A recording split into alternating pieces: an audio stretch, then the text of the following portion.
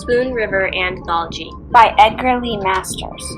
Performed, illustrated, and scored by St. Luke's School MYP students. The Spoon River Anthology is a series of narrative poems written in 1915 by Edgar Lee Masters.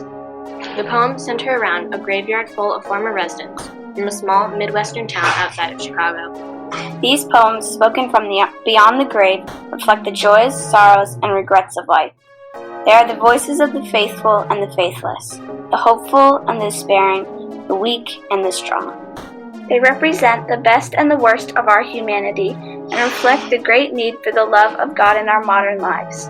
We hope that you enjoy the artwork, music, and characters created by the students of the St. Luke MYP Arts program.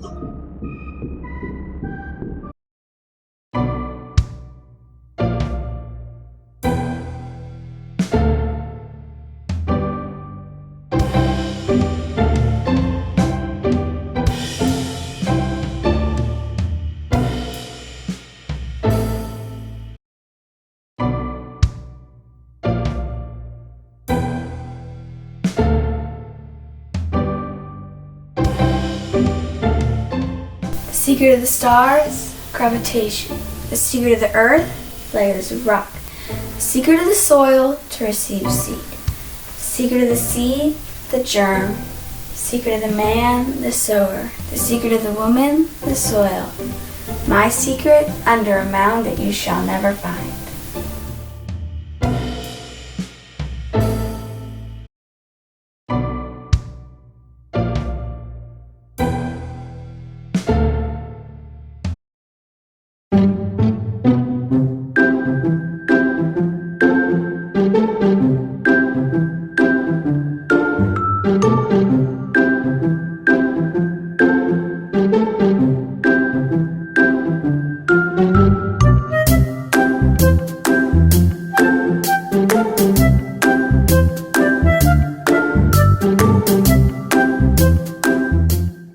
Saw any difference between playing cards for money and selling real estate, practicing law, banking, or anything else for that matter.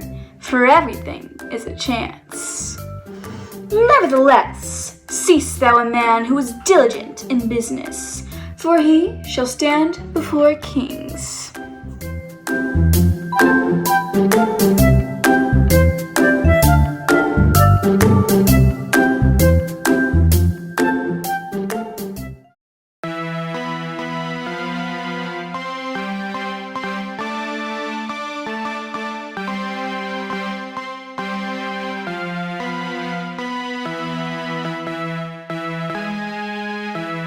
I went to the dances at Shannonville and played Snap Out at Winchester. One time we changed partners, driving home in the moonlight of middle June. And then I found Davis. We were married and lived together for 70 years, enjoying, working, raising the 12 children, 8 of whom we lost. Ere I had reached the age of 60, I spun, I wove, I kept the house, I nursed the sick, I made the garden, and for holiday, rambled over the fields or sang the larks. And by Spoon River gathering many a shell and many a flower and medicinal leaf, shouting to the wooded hills, singing to the green valleys. At 96, I had lived enough, that is all, and passed to a sweet repose. What is this I hear of sorrow and weariness, anger, discontent, and drooping hopes? Degenerate sons and daughters, life is too strong for you. It takes life to love life.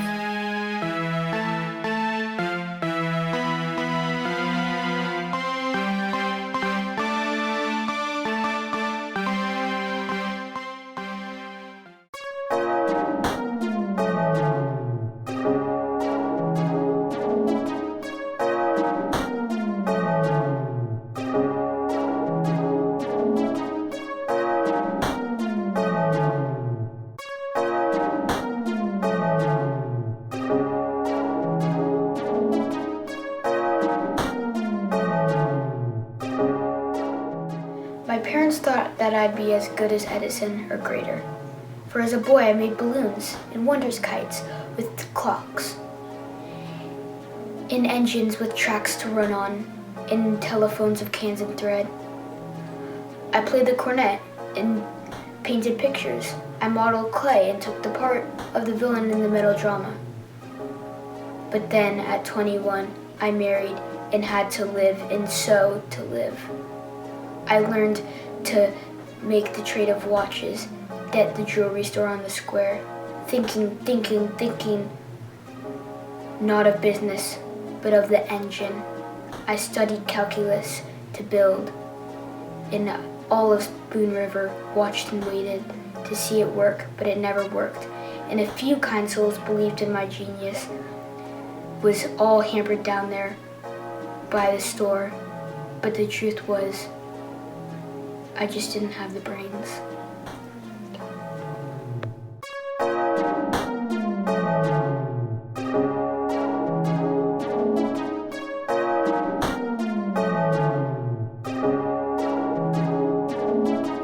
You are over there, Father Malloy, where holy ground is, and the cross marks every grave. Not here, with us on the hill, us of wavering faith and clouded vision, and drifting hope and unforgiven sins. You were so human, Father Malloy, taking a friendly glass sometimes with us, siding with us who would rescue Spoon River from the coldness and the dreariness of village morality. You were like a traveler who brings a little box of sand from the wastes about the pyramids, and makes them real, and Egypt real. You are part of and related to a great past. You believed in the joy of life. You didn't seem ashamed of the flesh. You faced life as it is, and as it changes. Some of us almost came to you, Father Malloy, seeing how your church had divined the heart and provided for it, through Peter the Flame, Peter the Rock.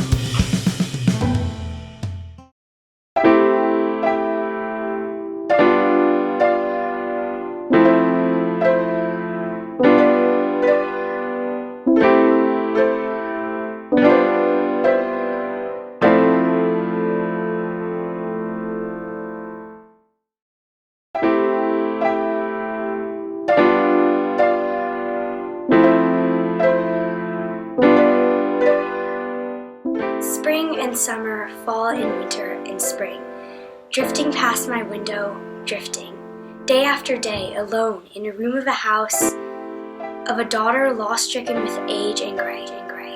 As my thought ran back, it seemed through infinite time, to North Carolina in all my girlhood days, and John, my John, away to the war with the British. And all the children, the deaths, and all the sorrows, like the stretch of years of a prairie in Illinois, through which great figures pass like hurrying horsemen, Washington, Jefferson, Jackson, Webster, Clay.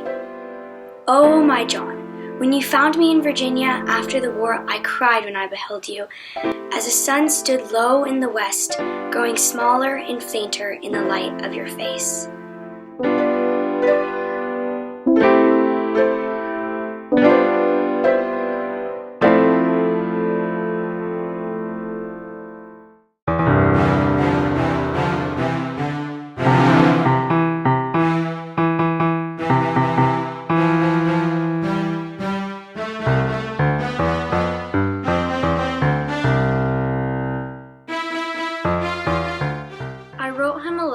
Asking for old time's sake to discharge my sick boy from the army, but maybe he couldn't read it. So I went downtown and asked James Garber, who wrote beautifully, to write him a letter, but maybe it got lost in the mails. So I traveled all the way to Washington. I was an hour or more finding the White House, and when I finally found it, they turned me away, hiding their smiles, and then I thought, oh well, he ain't the same as when I first boarded him, and he and my husband worked together, and all of us called him Abe, there in Menard. As a last attempt, I turned to the guard and said, please say it's old Armstrong from Illinois, come to see about her poor boy in the army. Well, just in that moment, they let me in, and when he saw me, he broke into laughter, and dropped his britches as a president, and in his own hand wrote Doug's discharge, taking the while of the early days and telling stories.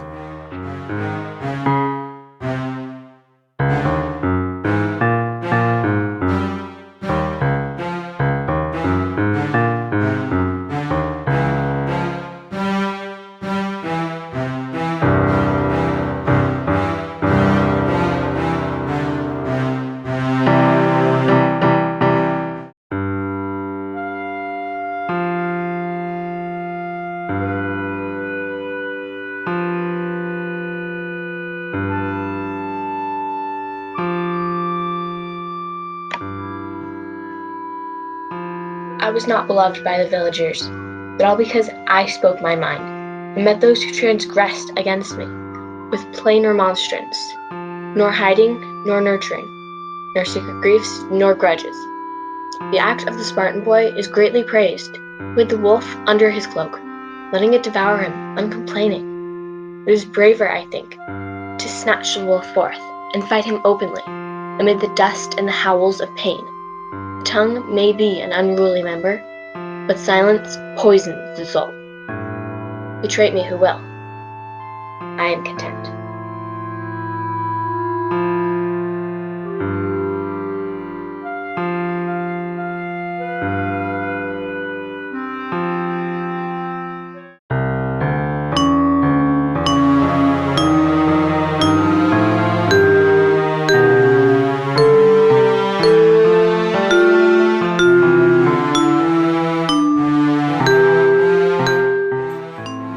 I lost my patronage in Spoon River from trying to put my mind in the camera, from trying to catch the soul of a person.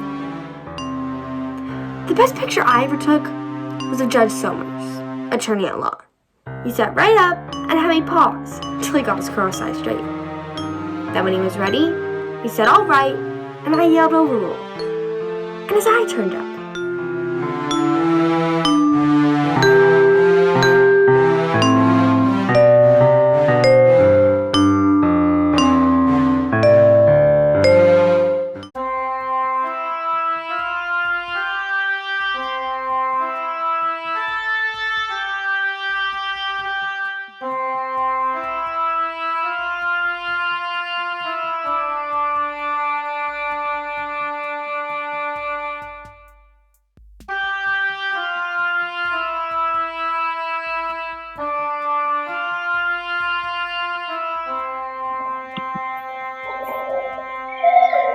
I have studied many times the marble that was chiseled for me.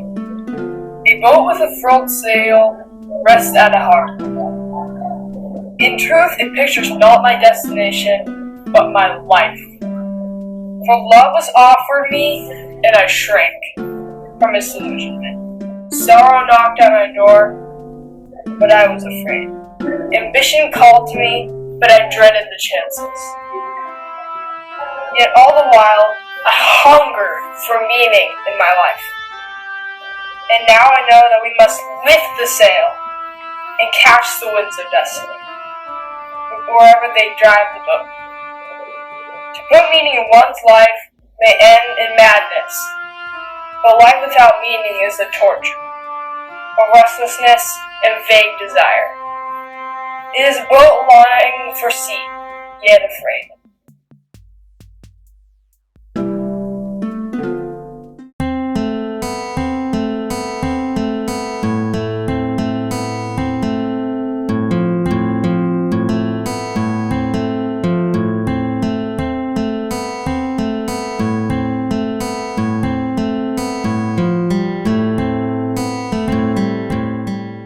I was the daughter of land-burnt Hutchins, born in a cottage near the grist mill, reared in the mansion there on the hill, with its spears, bay windows, and roof of slate.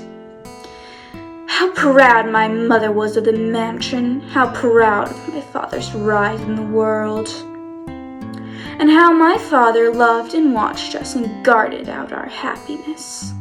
But I believe the house was a curse, for father's fortune was little beside it.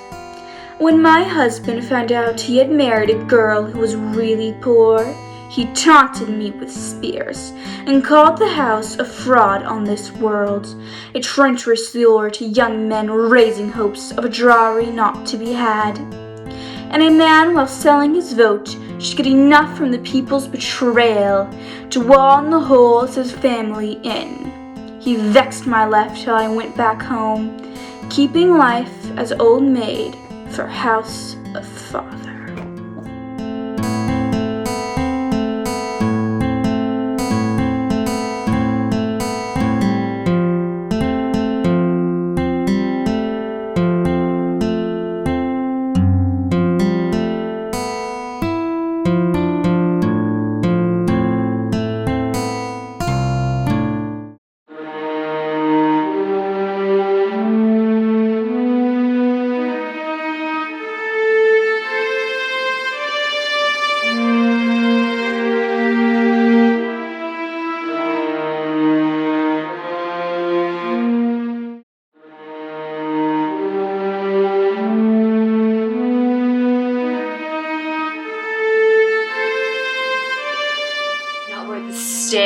turns in the dark, a hooded figure shriveling under a flowing cloak, not yellow eyes in the room at night staring out from a surface of cobweb gray, and not the flap of condor wing, but when the roar of life in your ears begin, as a sound never heard before.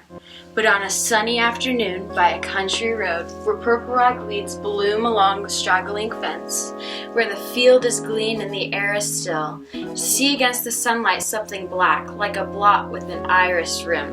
That is the sign of second sight, and that I saw.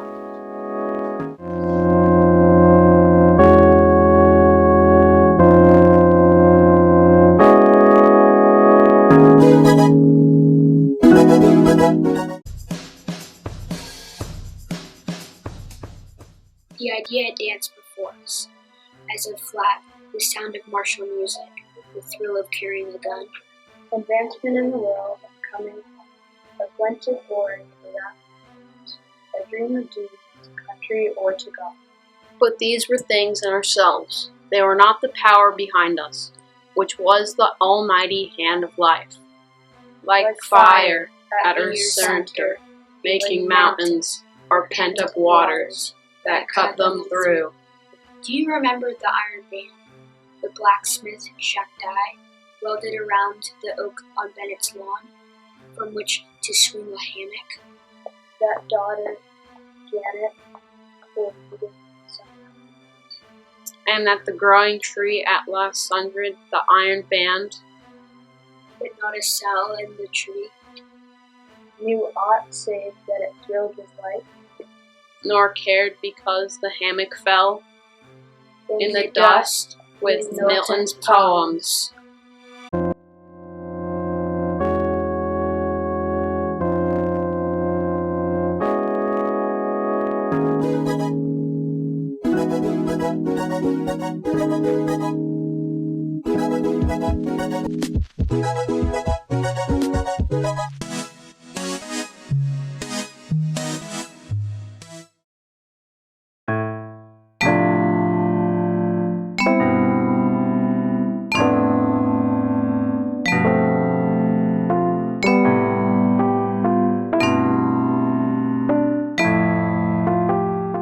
That was the first fruits of the Battle of Missionary Ridge. When I felt the bullet entered my heart, I wished I'd stay home and gone to jail for stealing the hogs of Curly Tenerary, instead of running away and joining the army. Rather 1,000 times the country jail than to lie under this marble figure with wings, bearing the words, Pro Patria. What do they mean anyway?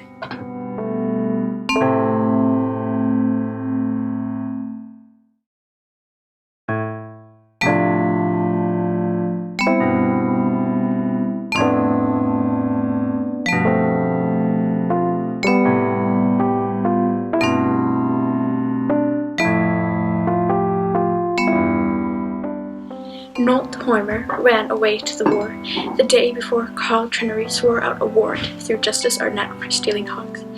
But that is not the reason he turned to a soldier. He caught me running with Lucius Arthurton and we quarreled, and I told him to never again cross my path. Then he stole the hogs and went to war. The back of every soldier is a woman.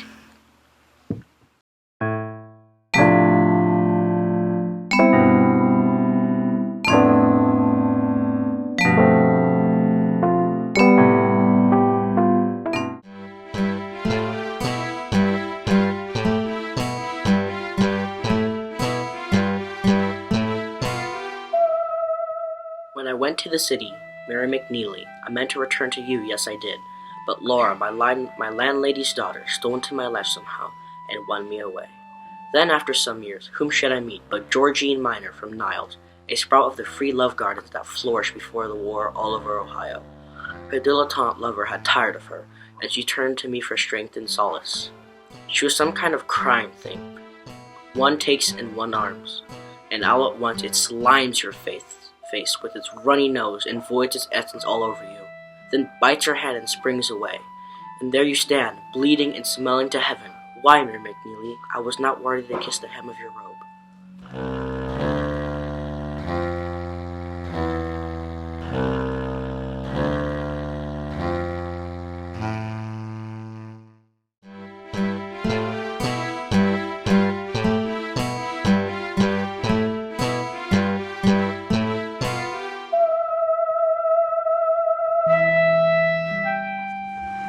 by. To love is to find one's own soul, the soul of a beloved one. When a beloved one withdraws itself from your soul, then you have lost your soul. It is written, I have a friend, but my sorrow has no friend. Hence my long years of solitude, the house of my father, trying to get myself back, and to turn my sorrow into a supremer self. There was my father, with his sorrow, sitting by the cedar tree. A picture sank into my memory at last. Infinite repose!